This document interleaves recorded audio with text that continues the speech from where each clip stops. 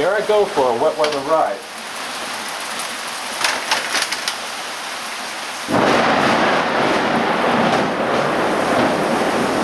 That's a little ominous. I'm going to put on the glasses so that I can see. Go ahead and hand me my camera. I've wrapped it in saran wrap, and we're going to go out for a ride on the Trek line.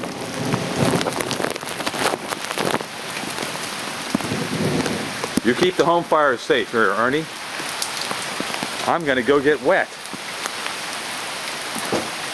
We'll also be learning whether this Trek line, which shifts automatically and electrically, whether it works well in the rain.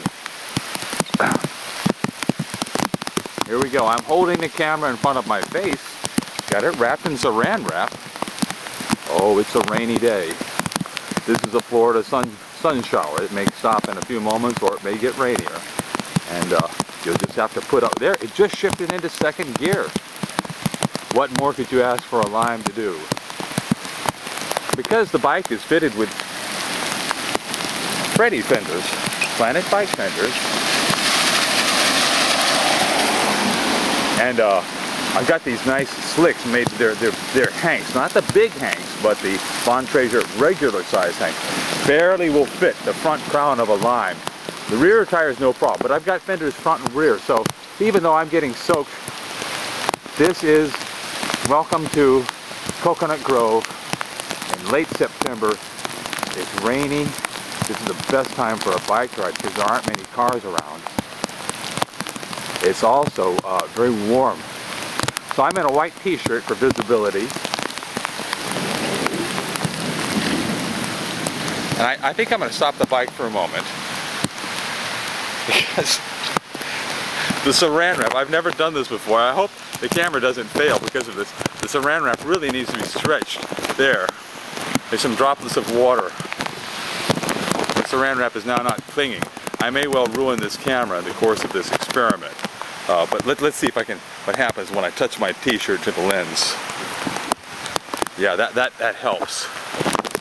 Sorry for the seasickness effect. Okay. Let's start again. We'll go see there's a park nearby, and then we'll call this video quits. It proves that the bike does work in the rain. It just shifted into second gear.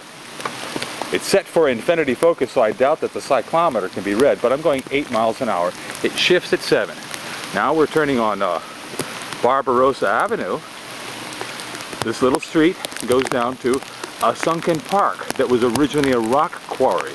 Remember, Florida is made of limestone. Never have earthquakes here.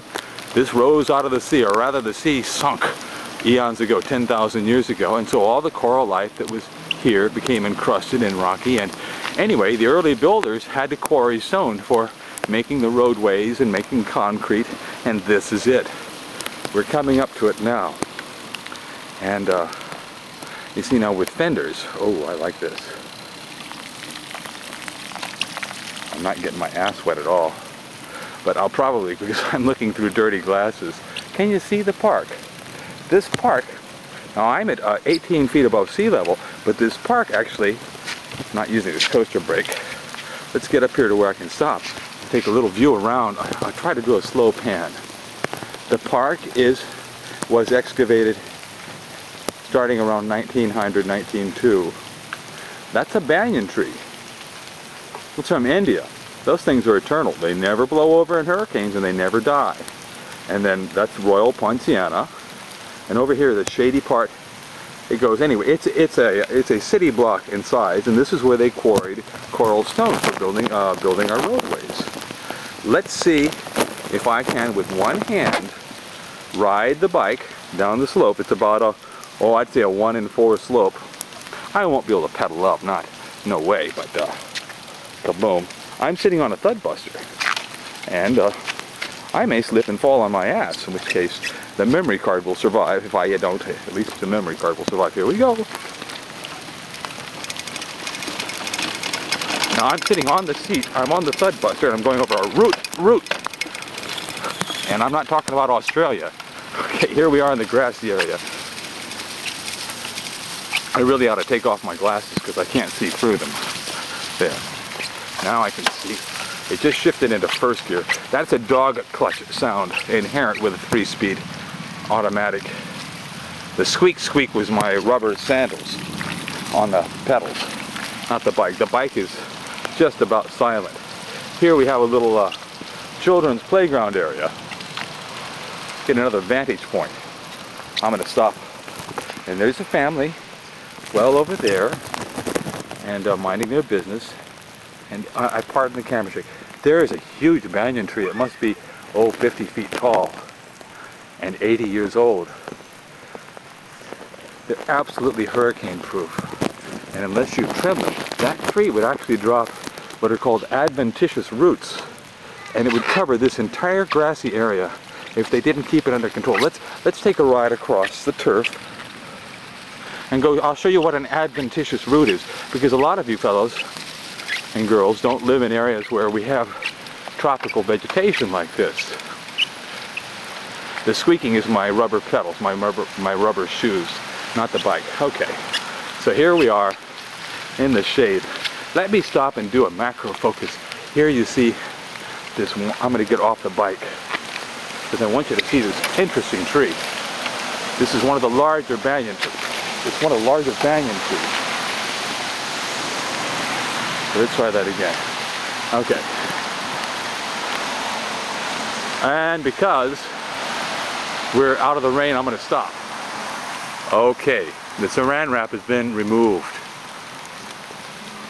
You're getting a slow motion look. It's very overcast.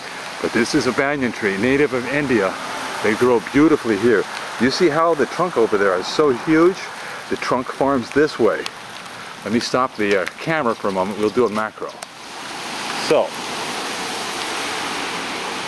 you see how that grows down? You know, remember the Tarzan movie, Swinging from the Vines? Well, that goes all the way up. I could swing on that vine. We used to, as children, we would braid these together and form the roots. When they would reach the ground, they would take root and they become trunks. But here's a view of the park again. And of all names, it's huge. Much bigger than you can get an idea from here. It's called Merry Christmas Park. We once had a mayor named Christmas back in the 50s, so he was a criminal and he got kicked out of office. So he named the park after his daughter. His name was Mary, M-E-R-R-I-E. Very cute. But like I say, this was a site that was excavated of limestone to make this roadway here back in the year 1902. I'm going to put the camera off. Here we see the line is doing very well, looking nice and black. So we saw the adventitious roots and how the banyan tree, I'm standing under the shade of the banyan tree. It's a good protector against lightning strikes too. Florida is the lightning capital of the world. More lightning strikes in South Florida than anywhere else in the whole world. There is no lightning at the moment. But look at the size of this park. It's a wonderful place to bring your bicycle. This is the only place that has slopes. Over there beyond that cabana area, the slope is perhaps 1 in 4, 1 in 3.